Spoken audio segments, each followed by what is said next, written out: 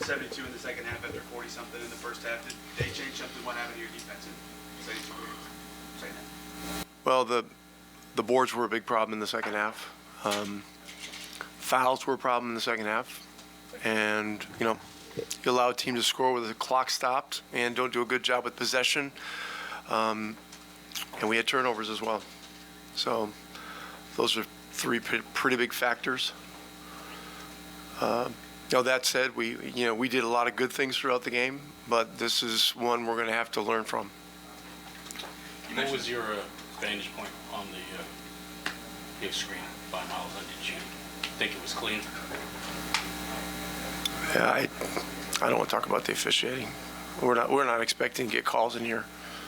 It'd be nice if they laid off that one, but they didn't. So that's just the way it goes. I mean, we challenged it, they reviewed it, they got a bunch of people in New Jersey that agreed with them, so that's just the way it goes. So, we got to learn from that too. That's a timing play. Both guys are involved, so we'll have to execute that better next time. You mentioned the boards. Obviously, I think you only gave up 2 offensive rebounds in the first half. It seemed like they clearly executed that well. What sort of flipped in the second, basically allowed them to get some second chances? Well, this is New York's pattern. As the game goes on, they get stronger with rebounding and they crash harder and harder. And so, we talked about it coming in. It's something that is a major factor. And so, we had opportunities to come up with balls we didn't come up with. And in a game that's a one-possession game, it's it makes the difference. Did you get an explanation on the kick ball that they called in the last game? I didn't. I just watched the last 4 minutes. The angle that my feed had on it was a little bit distorted or covered, so I couldn't really see for sure. Aaron told me he hit his hand, but I don't know if it did or not. His leg moved a little bit, so they assumed it was a kick, but I don't know. I don't know that it was. I didn't even know that was not reviewable. Did you know that that's not reviewable? Yeah, we know it's not reviewable. There are only about 4 or 5 things that are reviewable. Rick, did you see that as a kind of a series of unfortunate events happening in the last minute there? Did you see that as a composure issue for you guys? Like, how did you view those things happening? Well, there's so many events in an NBA game. I mean, there's always a sharp focus on the last minute, but there were things that happened with 5 or 6 minutes left that really hurt us. We had one play where one of our guys, took a wild run to try to gamble and steal the ball, and it turned into a 4-point play for them. And I think we had a 5-point lead at the time. And so, it's not just the last minute or two. All right, it's the whole game, the whole fourth quarter. And so this is great experience for our guys. It comes at a cost.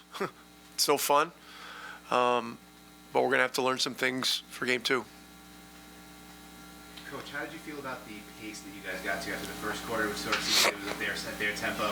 You guys, I think it was 31 on 23 possessions in the second. It seemed like you guys kind of got it going the way that you wanted. The pace is going to vary from game to game. New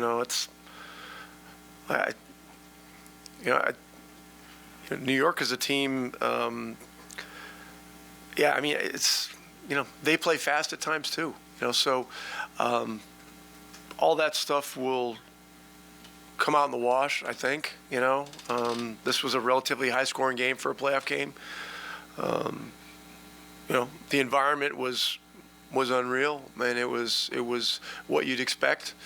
And a lot of plays were made, and I'm proud of a lot of the plays that our guys made. They got down 4 with 2.5 minutes to go, and just completely kept their poise and scored 2 baskets. Then we had the ball, so.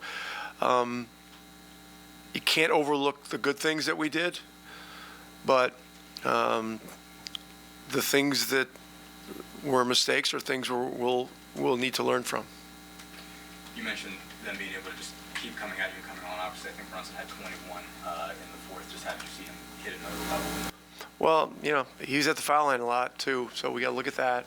And look, he's really a great scorer. I mean, there's no question about that. But situations where we're using our hands and we're reaching and fouling, we got to look at that and see, what's avoidable. There was one time when we really were in his shift helping, and then he kicks it to DiVincenzo for a 3. So, they have problems you got to deal with, and so we'll have to look at all that stuff. Thank you, guys. Appreciate it. It's going to be Miles and TJ.